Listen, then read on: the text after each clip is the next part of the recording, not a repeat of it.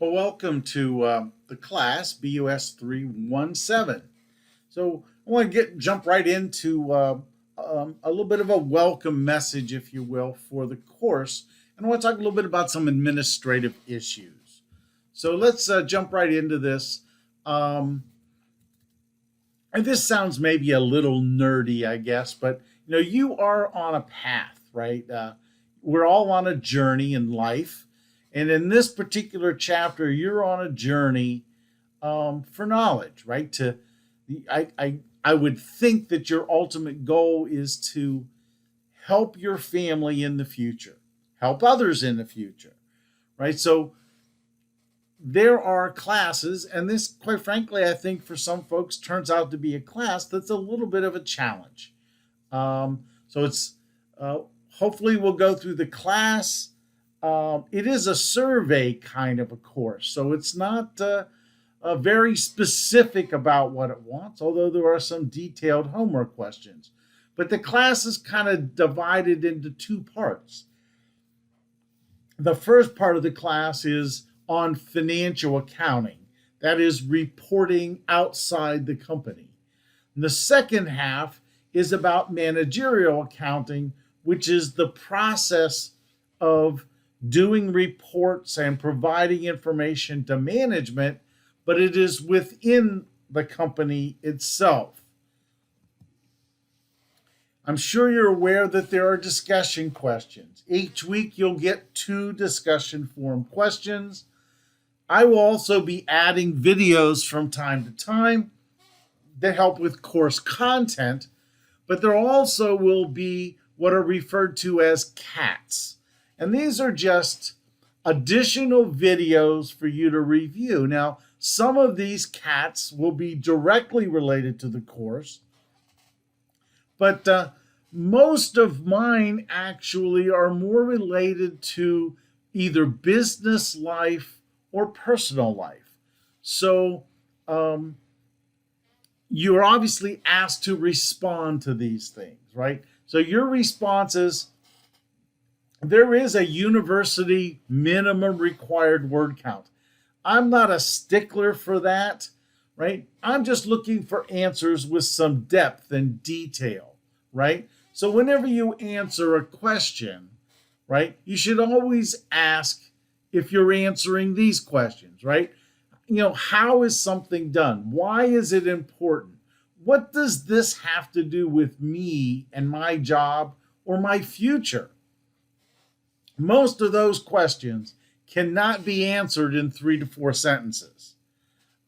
You get 5 points for each DQ, but make sure you use citations, proper grammar, and spelling. Halo, I believe, allows you to spell check before submitting. However, if you don't want to use that spell check function, I suggest you download something called Grammarly.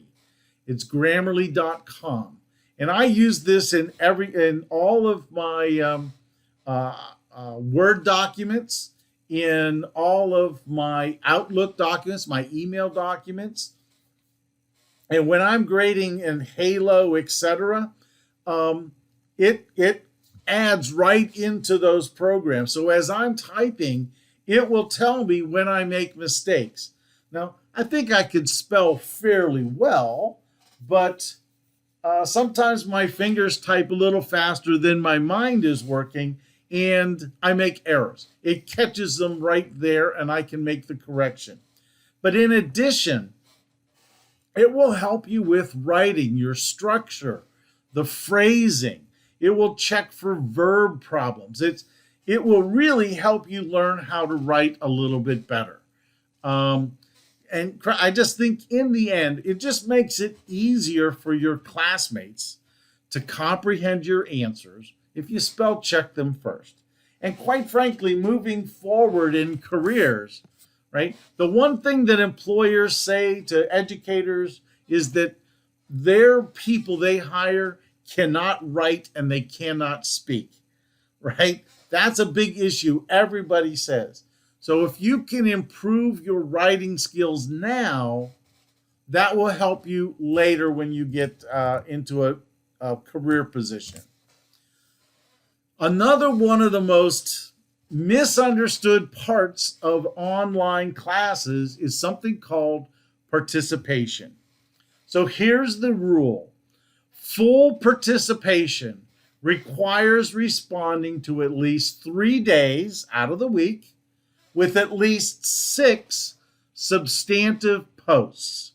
We'll talk about substantive here in a second. So again, what does this mean? 3 days a week, you have to be working on these DQs, right? When you answer a DQ, you get 5 points. In addition to those 2 DQs, you have to respond 6 more times. So that's a minimum of 8 total responses over 3 different days. Now, what happens in my grade book, it will post and tell me how many substantive posts you have. And I mark those as we go through. They get marked and you get a substantive post. So, for instance, it says you have 5 substantive posts.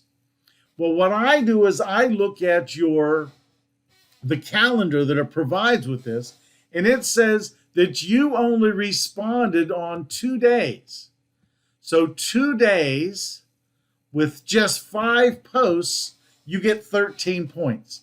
This is a very objective grade, right? All I do is look at the numbers because the substantive evaluation was done when I read your response. So again, this is just something people have issues with. I don't know whether anybody else does it differently. This is the way they train me to do this.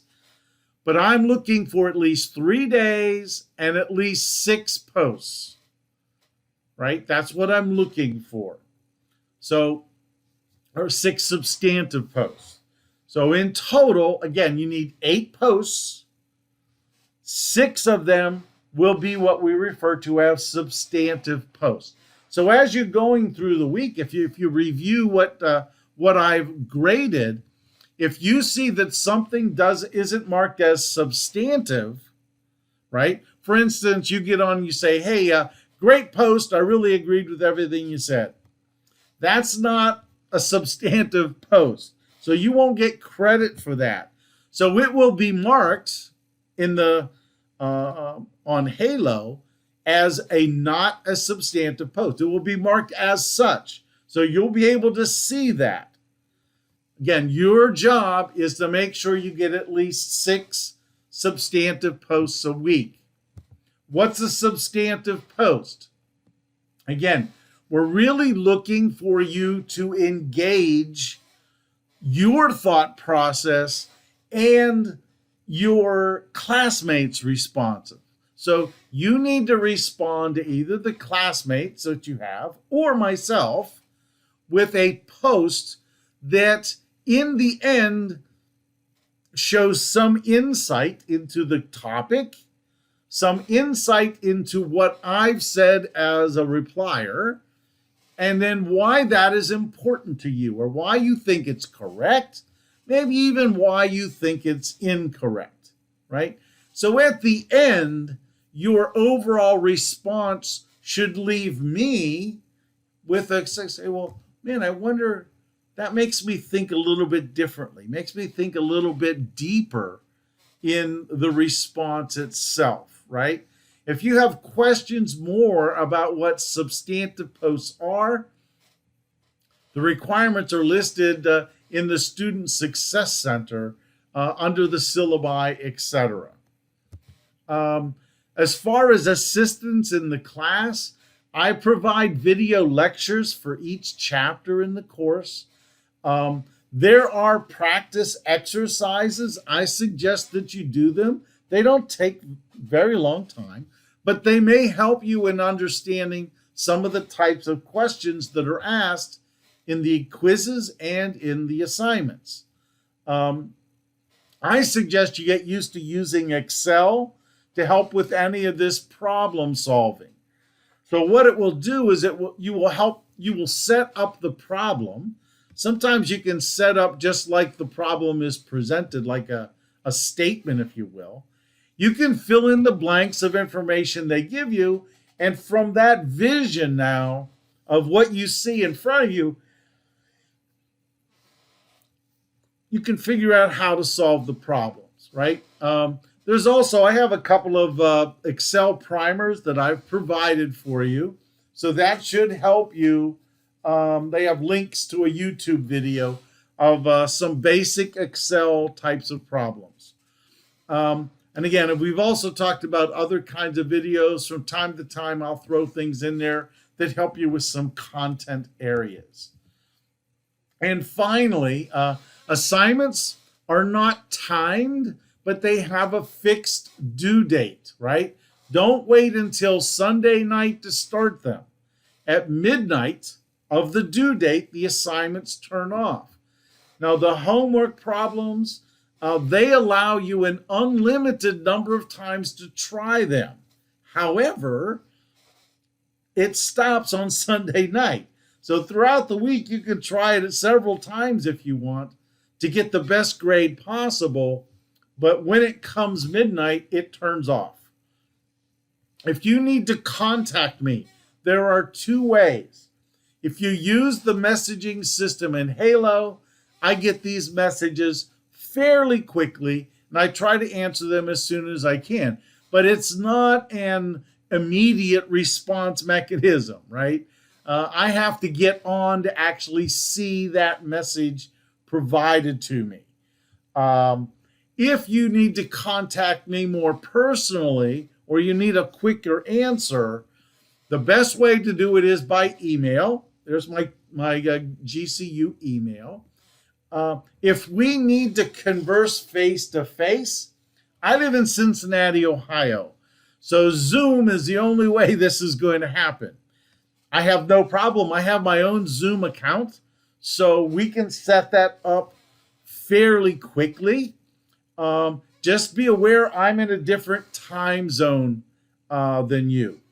If you do send me an email, right, please let me know what class you're in and the topic that you're interested in.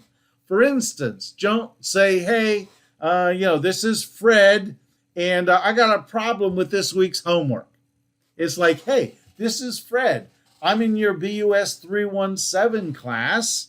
We're working on assignment 2, and I'm having problems with that assignment. That will clue me into, number one, who you are, the class you're in, and I can review that problem before we start to talk. So, good luck in the course. Anything else you need, please contact me. Don't let things go too long. I'm also sending you the course flyer for you to sign up in Wiley Plus. It's a fairly straightforward process. Just follow the guidelines in that flyer. Good luck. I'll talk to you all soon. Bye-bye.